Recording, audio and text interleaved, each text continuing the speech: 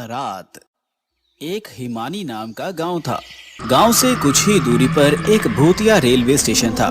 गांव के लोगों का उस रेलवे स्टेशन से आना जाना तो क्या, उसके आसपास भी भटकते नहीं थे, क्योंकि उनका मानना था कि उस रेलवे स्टेशन पर भूत रहते हैं। हर अमावस्या की रात उस भूतिया रेलवे स्टेशन से भूतों की बारात निकलती है, वह भी पूरे गाजे बाजे के साथ। बारात में एक भूतिया दुल्हा अपनी पूरी पलटन के साथ गांव में आता है और एक जवान लड़की को अपने साथ ले जाता है।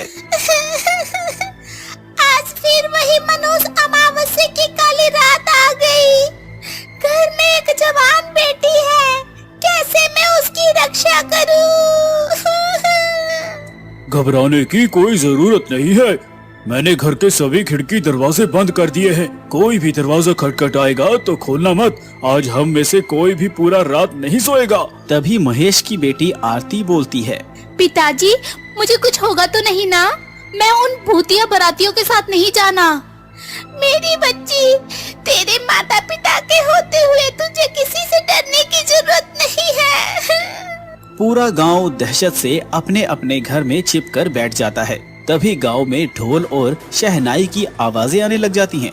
आवाज इस भूतिया बारात की ही थी, जो रेलवे स्टेशन से निकलकर गांव की तरफ आ रही थी। गांव वालों, दिखाई और सुनाई नहीं देता क्या तुम लोगों को? देखो, बारात आई है, हमारा स्वागत नहीं करोगे? मेरी दुल्हन कहाँ है? कहीं दिखाई नहीं दे रही मुझे। अब भूतिया बारात गांव में आ चुकी थी। सुमन अपनी फूल जैसी बेटी को एक कोने में छुपाकर बैठी हुई थी। तभी भूत आगे की तरफ बढ़ता है और जोर जोर से हंसने लगता है।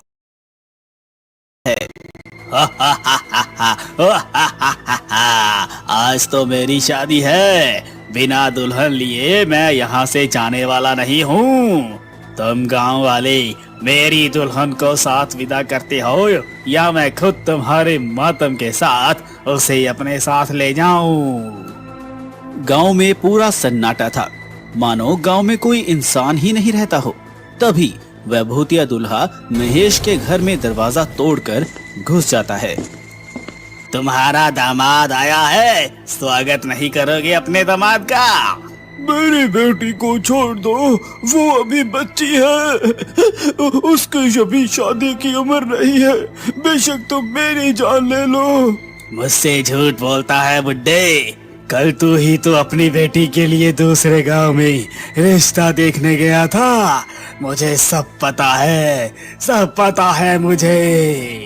मेरी बेटी को हाथ लगाने की कोशिश मत करना। मैं उसकी माँ हूँ। मैं अपने जीते जी अपनी बेटी की शादी एक भूत से नहीं होने दूंगी। फिर क्या था, उस भूतिया दूल्हे को बहुत गुस्सा आता है और वो आरती के माता पिता को वहीं जान से मार देते हैं। आरती अपने कमरे में जैसे तैसे छुपकर बैठी थी। माँ, पिताजी, छोड़ो मुझे अपने माता पिता के पास जाने दे। वो भूत उसकी एक नहीं सुनता। वो आरती को अपने साथ उसी भूतिया रेलवे स्टेशन में ले जाते हैं। अगली सुबह होते ही सिया और उसके परिवार के सांस में सांस आती है। कल तो हमारी बच्ची बाल बाल बच गई, पर जो सुमन के परिवार के साथ हुआ वो बहुत बुरा हुआ। ऐसा नहीं होना चाहिए था।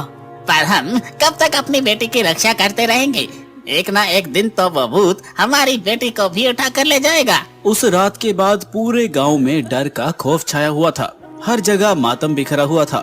गांव वाले मिलकर आरती के माता पिता का अंतिम संस्कार कर देते हैं, लेकिन पूरे गांव वालों की जुबान पर बस भूतिया बारात की ही बातें थी। अरे गांव वालों, ये सब कब तक चलेगा? वो भूत बेधड़क आते हैं और हमारी आंखों के सामने हमारी बेटियों को उठाकर चले जाते हैं और हम बेबस लाचार बस देखते रह जाते हैं। महेश की बेटी आरती हमारी भी तो बेटी थी ना? बिल्कुल सही कह रहे हो। इस गांव की हर एक बेटी तो हमारी बेटी जैसी ही है। उन सब की रक्षा करना हम सब का फर्ज है। हम सब गांव वाले मिलकर उस भूत का सामना करेंगे, तुम चिंता मत करना। वह तो सब सही है भाई, लेकिन हम कब तक अपनी बेटियों को कवारा रखेंगे? जिसकी भी बेटी